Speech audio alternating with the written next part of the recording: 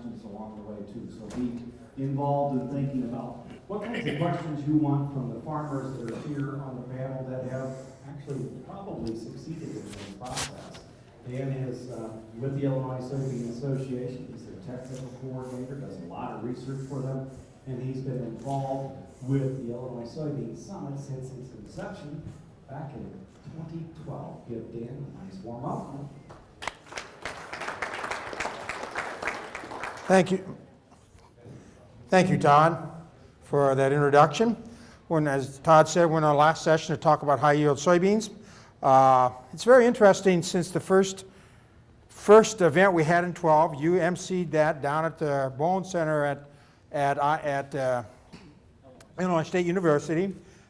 We planned a nice event. It's very similar in layout to this, but I could tell you I didn't know if anybody would show up, right? Was anybody really interested in soybeans when everybody thought, well, soybeans, the yields are stagnant, there's no hope, we're going to grow corn. But that very first year in that very first event, I just recall we fed over 400 people in that facility that really couldn't handle 400 people. And it just showed us that farmers were interested in soybeans.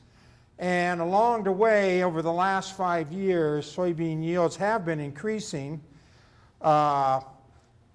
Emerson Nafziger did a little blog for us, and Andrew Knepp from Monsanto did a blog for the ILSO Advisor last fall, and they both sort of reached the same conclusion when they kind of analyzed the yields across the last 5 to 10 years of soybeans in Illinois, that the yields have been increasing about a bushel a year in central Illinois.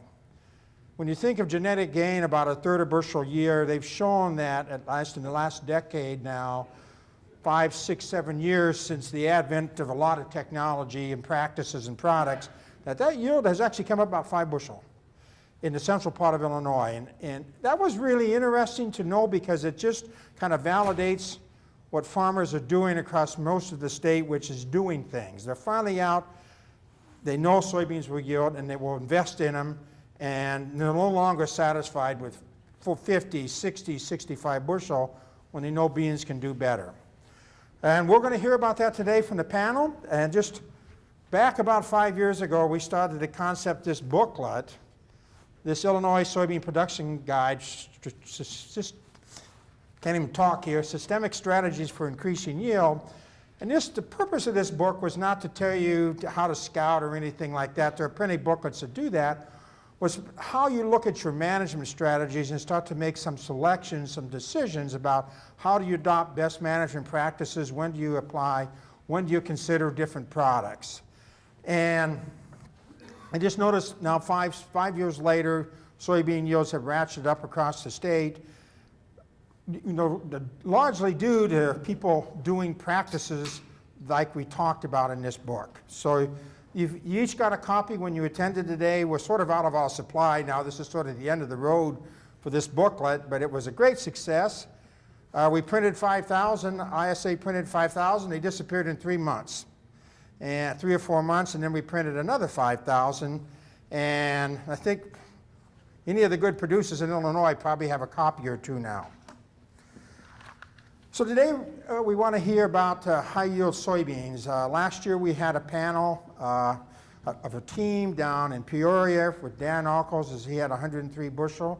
And this year we have a team from over in Champaign County that where Bob and Jason Lakey produced just about 109 bushel. So this is the team that he worked with, this team plus a few other people to try to push that yield potential, right? It usually takes a team of people, experts, that help you do that. And so as we go through this today, they're going to each talk a little bit. Got a short slideshow. So think about your questions, about what you may want to ask about high-yield soybeans, not either related to what they did, the program they practiced in this intensive management program, or a question about maybe that you might have about your beans and how you could maybe try to achieve something similar or move it up another 10 bushels. So these are the type of people with the type of expertise can give you some ideas. So we'll start off with Jason Lakey here will be the first to speak. Him and his father won the contest this year. Jason is a fourth generation progressive grower and farms with his father, Bob Lakey. Together they produce a steady rotation of corn and soybeans each season and have reached outstanding yields in both crops. Of course, in this year they won the Illinois Soybean Association's Yield Challenge contest, the 100 bushel contest with a yield of 108.3 bushel. After Jason makes some comments, we'll move over to Kris Ehlers over here on the left. Kris is a graduate of Parkland College and the University of Illinois. He is employed as a seedsman and agronomist at the Ehler Brothers Company since 2001. He has helped local farmers implement successful early planting practices in soybeans and improve corn and soybean yields. He is a CCA, and Ehler Brothers Seeds has placed second in Illinois Soybean Yield Challenge last year with 93 bushels. Of course, in this year, working with Bob Lakey, they won the contest. And we've worked with Kris a little bit. You may have heard mention today of the Soy Advisor, this website devoted to soybean management in Illinois. We reach out to the experts in the state to provide us with some content, some stories, some advice and guidance to Illinois growers about how to produce higher yield beans. And Kris has submitted some of that content for us.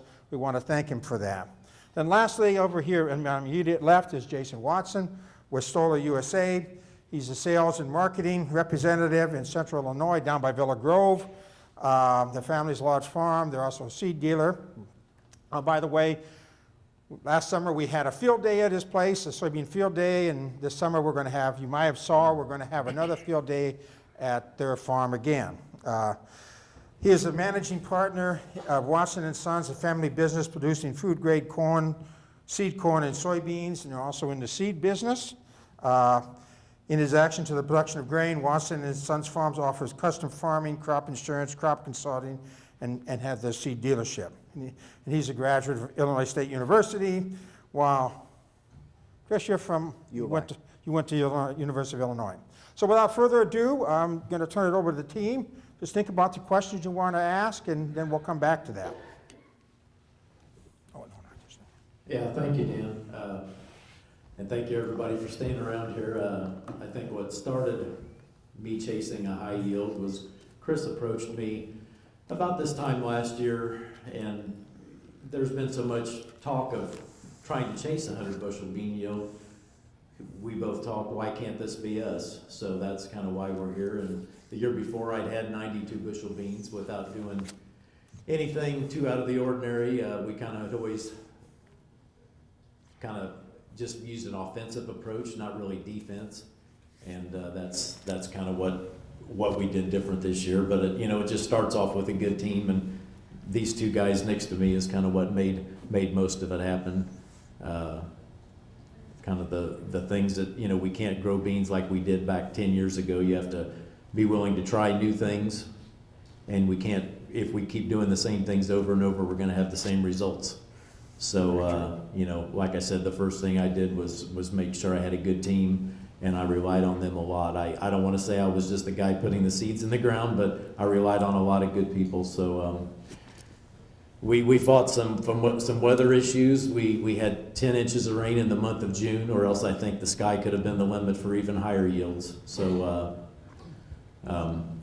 we just had a lot of things that worked in our favor, and I guess that's probably about it as far as what we did. There's a lot of people I probably need to thank beyond these two, but Ehler Brothers, which Kris is with, and Asgrow Seed, and Illini FS, Stoller USA, Rosen's, and just anybody else who had a hand in it. With that, I'll kind of turn it over to Kris. Thanks, Jason. Kris Ehler with the Ehler Brothers Company. We're an independent retailer out of Thomasboro, Illinois. Kind of want to touch on what we face from a weather standpoint during this growing season. We all have heard the term, beans don't like wet feet. And from the get-go, we were behind the 8 ball. I really honestly didn't think that this soybean challenge for us was going to amount to much after the wettest June on record. in Champaign County. We had close to 10 inches in some places. And then come late July and through August, and even into early September, we got pretty dry. It possibly hurt in some areas and helped in some others that were really wet. Some areas just to the west of us had 3 less inches per rainfall event, and this next slide kind of shows that. Champaign County, our soybean average 64 bushels per acre. Piatt County, just to the west of us, at 73. Regardless, 64 and 73 are fantastic county-wide soybean averages. So all in all, we had a fantastic soybean crop. How we get there, choose the best yielding soybean genetics with a herbicide resistance to fit your weed pressure. I think this weed pressure thing is really dictating what direction we go as far as our herbicide resistance on our soybean varieties. But again, it comes down to choosing that best yielding genetics. Proper placement of your varieties. I think this is nothing new, guys. If we know we've got a cyst problem, we want to put a cyst bean out on that field. We're not paying anything more for cyst resistance. We're not paying anything more for phytophthora resistance. Place those soybeans in the right fields. Utilize seed treatments to limit or remove your yield limiting pests or diseases. There's a ton of products out there, but we've got about 8 ounces that we can put on that seed treatment. So we want to use, to the best of our ability, what's going to give us the most return on our investment on those seed treatment products. Obviously a fungicide and insecticide, but then from there we go in with an inoculant, a bioforged seed treatment type product. We want to know, and we want to use what's going to give us the best return on our farm. Plant early or timely. Around the outside of this room are individuals that want to sell you something. There's nothing wrong with that. They've got great products. But if you want to do something that doesn't cost you a dime, plant early, plant timely.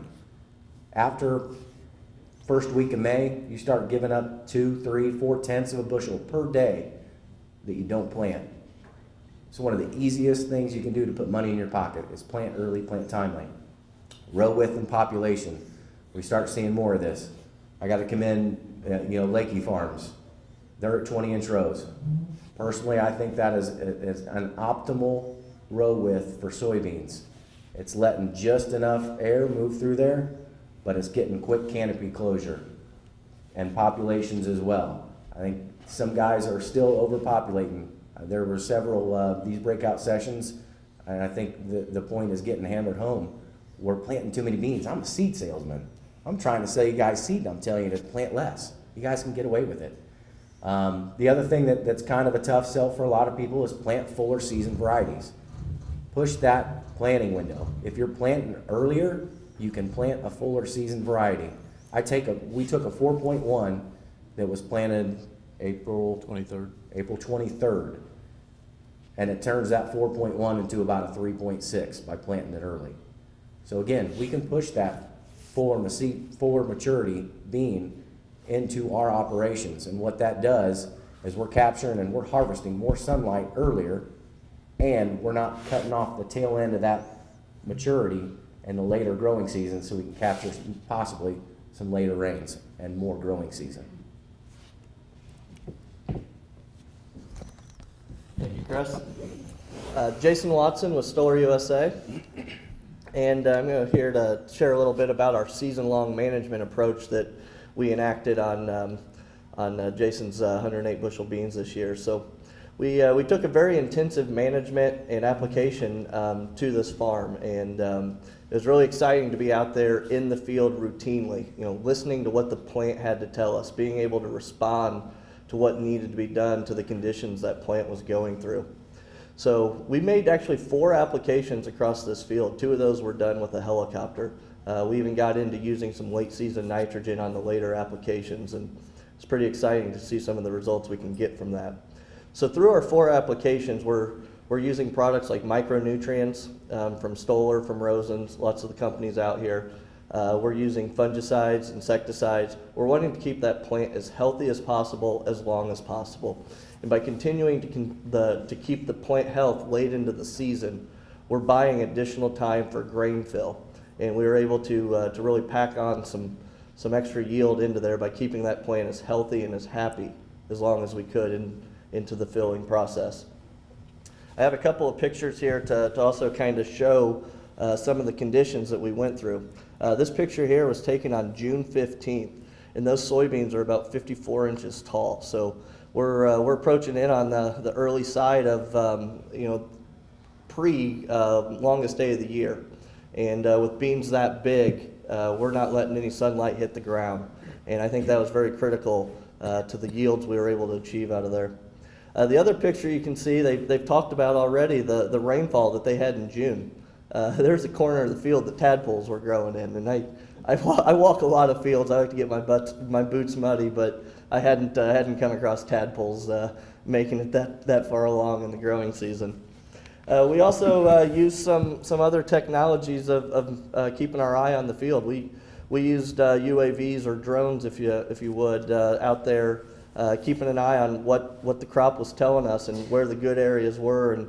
And this was, I think he ended up harvesting those beans on October 1st. That sounds right. Yeah, so this was 15 days before harvest, and we were able to get the drone above them and get a good look of what that field looked like and where we really had some good yields being established. So I guess with that, I just want to thank the Illinois Soy, I think we all do, I should say, for putting on the Illinois Yield Challenge, and we'd be happy to interact with some questions.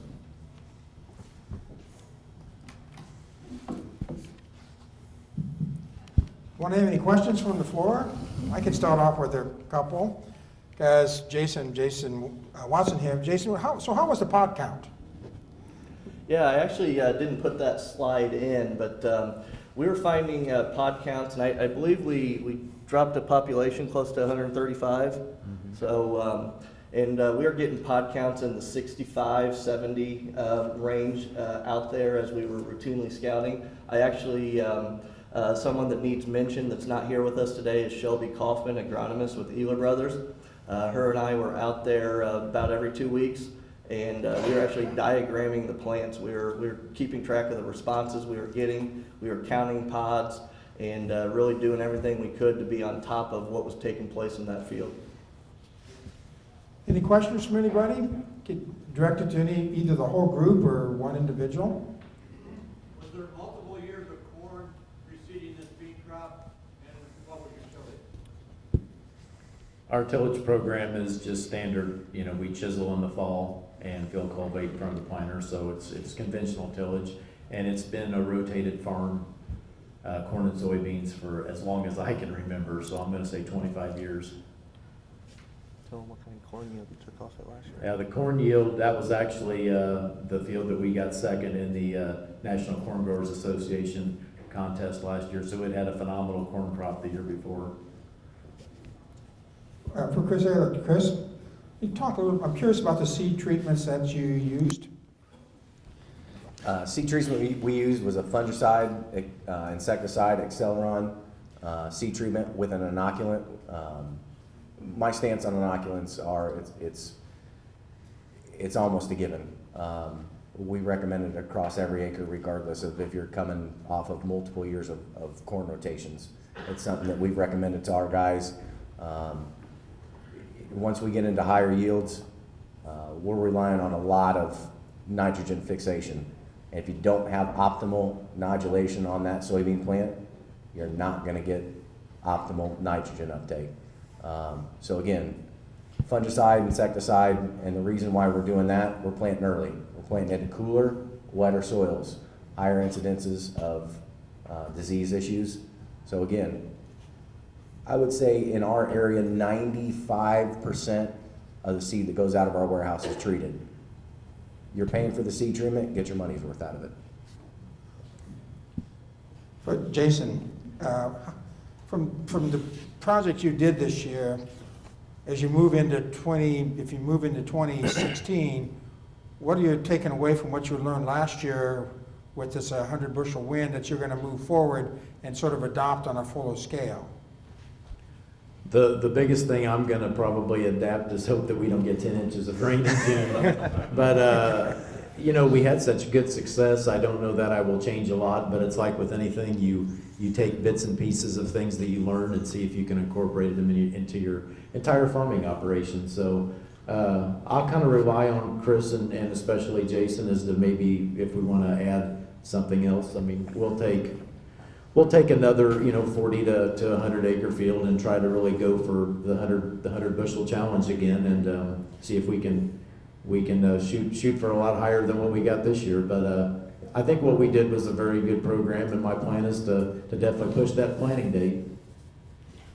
Any questions for anyone? Go ahead, Todd. Jason, can you repeat again, what exactly did you do different on that field that you don't do normally? Well, some of that'll have to be directed towards Jason Watson here, but it definitely had a lot more than just my typical program across all of my acres is a fungicide ground application, and that's one time. We actually used a insecticide very early in the season as well as a fungicide. We wanted to prevent as much infection spots as possible to maintain the plant health through the season. We came in about 2 or 3 weeks after that. We used products Bioforge and Stimulate and Versamax, and provided some micronutrition as well as some plant health qualities there. And then also did late season applications with a helicopter that are very untypical to normal farming practices. And again, that was to maintain that sunlight factory as long into the season as we could, and even gave a little bit of extra nitrogen to the plant to keep the plant going. So we actually made 4 passes across the field. Got a question up here in the front. What soil type, and then did you have any tile or drainage? The question is, what was the soil type and how much tile, do you have tile drainage? Yeah, the farm is a very good farm. It's Drummer Flanagan, and it is pattern tiled, so that kept our head above water, so to speak, with all the rain that I said we had. So it's a grade A farm for sure. Back there, the first guy? Fertilize for 100 bushel beans? Yes, we did. Was that right before planting or last fall?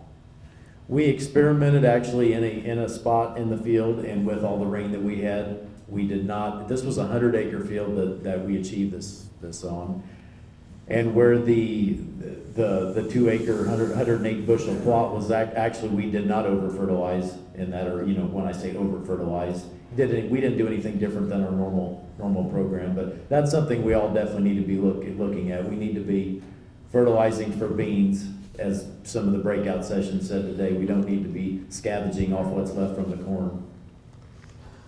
Back there? Did you guys tissue test the bean crops? How often did you do tissue test? And how did you utilize? We actually did not do tissue tests, and it's something that we spoke about. We had a team meeting on Tuesday, and it's something that we do intend to incorporate this year. Because again, we somewhat went into that aspect of it blindly.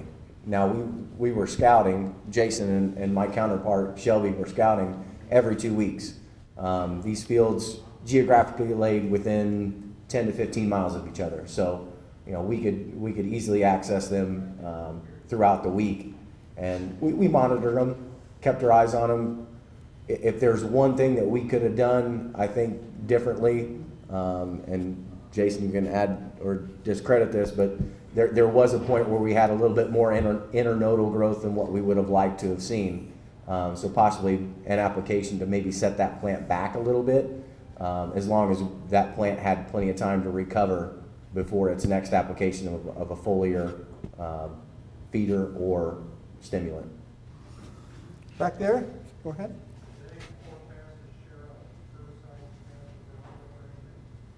Can you repeat the question? Yeah, I think I heard it.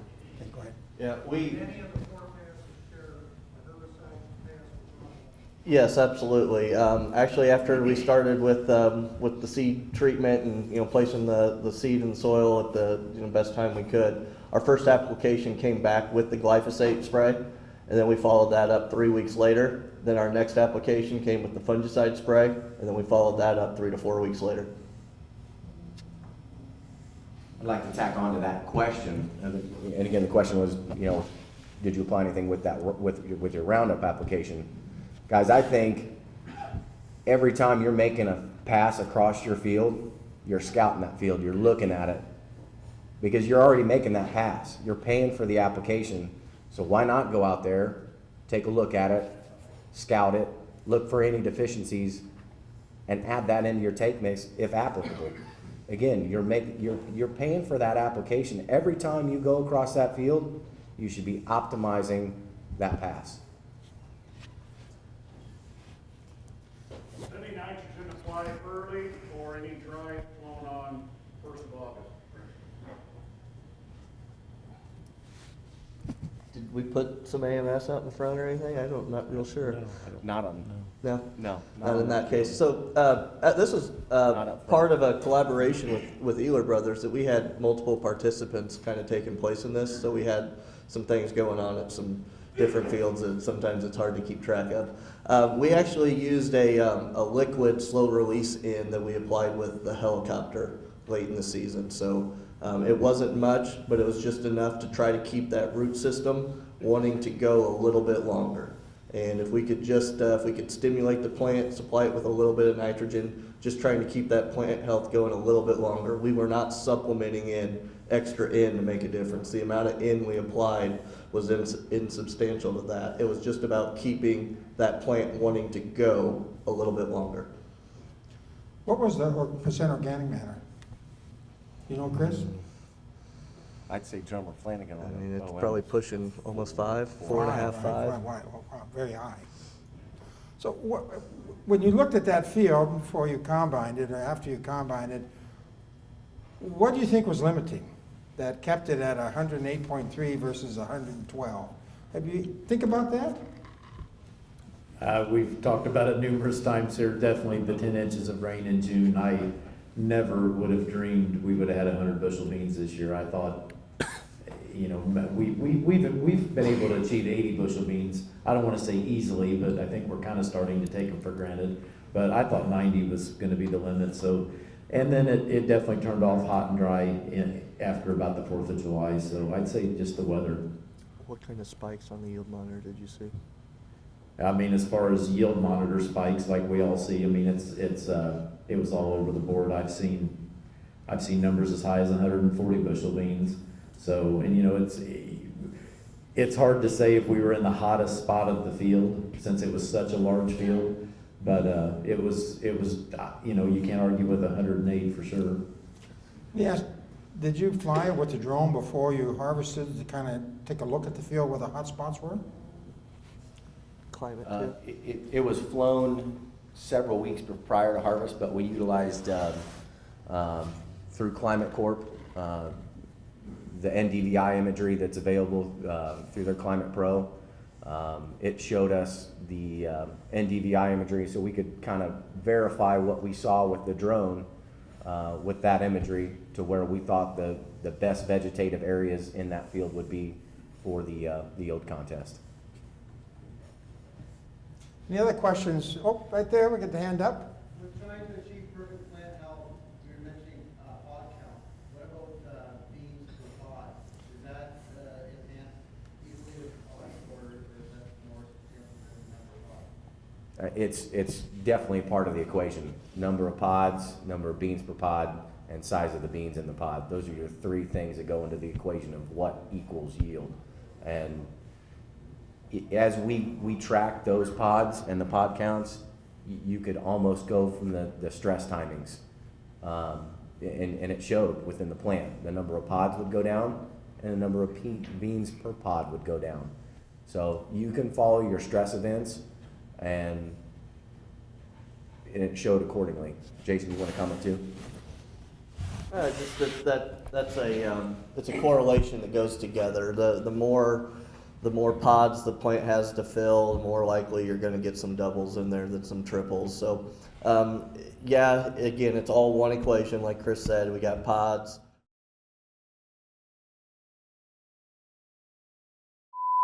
It's all one equation. The soybean plant has a strange ability to really adapt well to that. So you can't estimate beans just by counting pods, and I think that's kind of where your question is going, and that's well understood. But by keeping the plant as healthy, the better chance of putting on more pods, the better chance of putting more beans in those pods.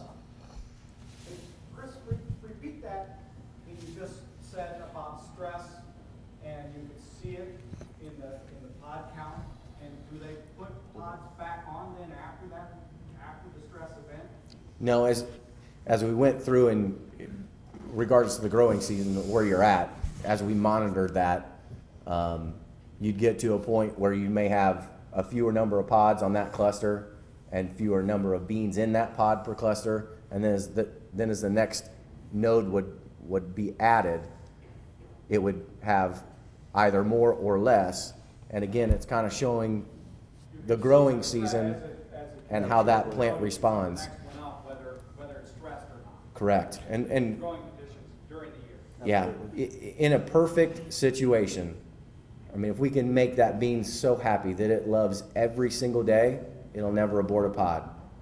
But let's face it, this is the real world. It aborts over 50% of its potential pods. So that's one of our challenges. How can we make that plant feel like it's just having Cubs winning the World Series? I have a question from Kris back, another question. Maybe you could put this into some kind of guideline. You said, well, if you plant earlier, you can go to a fuller maturity. So if somebody was to plant on May 10th, May 1, or June 20th, how would their maturity selection change? How much? And again, once we get past middle of May, we've resided to the fact that now we're against the 8 ball. We're losing yield. We have to bump up our populations to try and offset the loss of yield that we're receiving, because we know that we're going to have less number of nodes on those plants. So to make up the less number of nodes, we're planting a higher population. I wouldn't necessarily adjust the maturity as we get later. Obviously, I would not want to plant a group 4 bean at the end of May. As crazy it may seem, we are almost to the point where I like to say we're fit around us, and I may actually plant beans tomorrow. And I have a group 4.8 that I'm going to put in the ground tomorrow. My whole goal of planting on my very early planting trials is to fail. I want to do 2 things. I want to, number 1, show the value of seed treatments, because I will get those beans out of the ground. They will come up. On my last year, I was April 1st planting date, and I took them to yield. They went through 3 significant frost experiences of sub 28 degree mornings. One was 30 degrees, but I never had a single bean frosted off. My earliest planting date that I've taken to yield was March 22nd, and that was in 2012. Obviously, we know how that year went. And those were not the best beans. The very latest planted beans in 2012 were the best because it didn't rain until August. So the beans that I planted in June actually were the better beans. But again, back to the question, May 15th, you need to start adjusting your maturities and start bumping up your populations. What was your average farm yield, and what was the difference in cost of acre field to average farm? The question was, what was your average farm yield for soybeans, right? Right. Correct. Over our entire farm, we averaged 81 bushel an acre.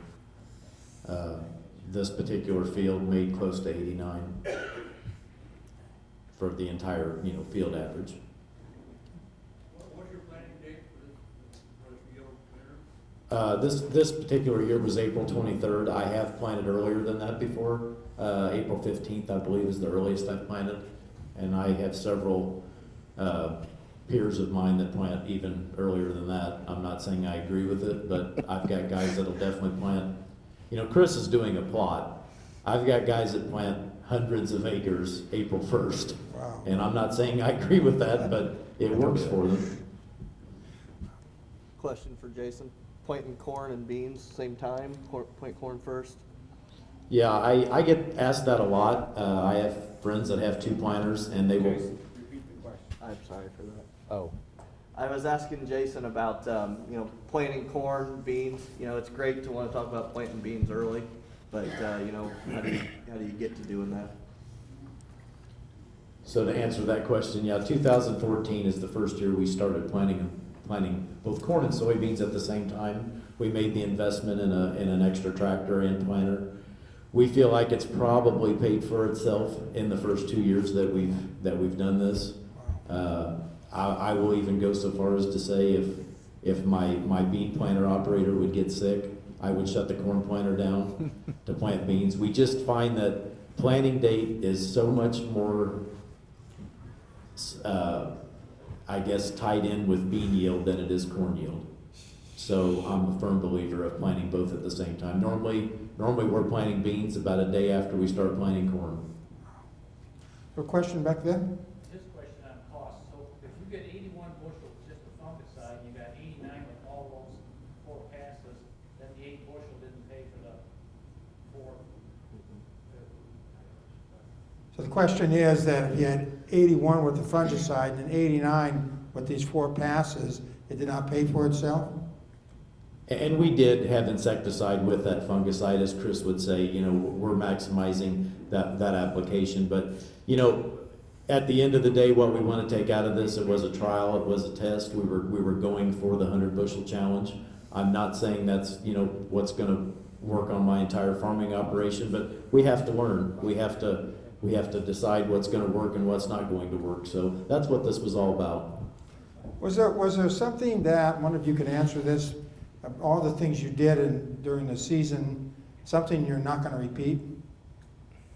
Was there one of all the practices, products, things you did, something that had no effect that you might want to you won't plan to redo?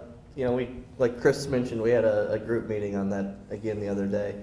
And as Jason just mentioned, we were out going for it. I think as we move forward, we still want to push for what we can take soybean yields to, but we also have to watch the checkbook like you were mentioning as well. So, we didn't hold anything back, wanting to push forward, and might take more of an economic approach with the way the markets have shifted on us here. Well, today wasn't so bad though. So. Okay, Eric? You said the final population was about 130,000, roughly? Population? It was even a little, maybe 125 even, but we dropped at 135. But the emergence, we had counts that we couldn't believe. We were planting April 23rd when we were out scouting and getting some of the stand numbers that we did. And Kris could elaborate on it more if you wanted him to. How many nodes do you have? Like how tall? Yeah, I'd have to go back look, but I set 18. On the main stem, do you count? Yeah, absolutely, and I have that all documented. I think we had 3 more in Jason's field than about anything else we were getting, and I think we were pushing 18 and 19. But on Kris made mention of when we plant early, we can bump that population down a little bit. We have more time to get that plant exactly. So, I was very impressed though. We were planting April 23rd, and we even got as close to a full germ stand as we did. Any other questions from the group? Roll width. 20s. 20 inches row width. I want to go back to Jason Watson. Jason, you talked a little bit about the height being so tall. You're thinking, what are your thoughts of trying to curb that back a bit? Yeah, that's we mentioned of the things we try to go after next year. We got so much rain and we had such good soil. We couldn't get into our applications exactly the way we had them drawn up, and so I think just getting a more normal year. We all know what a normal year is in farming, but you know, we were hampered by the weather a little bit on when we could even get out there for all the applications that we wanted to put on. There are some things that we can definitely do to curtail the excessive vegetative growth, but I think the better answer to that, Dan, is being out in your field and seeing what's going on and being able to respond quickly to what you're seeing. And you know, we didn't necessarily have that planned or expected. You know, we saw it happen, and we were, you know, kind of tied a little bit for what we could do about it. But you know, they stood through harvest, and you know, I think that told me enough that you know, tall beans are bad. You know, we can go back and forth on that all we want, but we had a high bean yield. They stood through harvest, but we would have liked to have kept the internodes a little bit tighter together. Any other questions from anybody out there? Well, I think we're done. Let's give the panel a hand for their discussion today.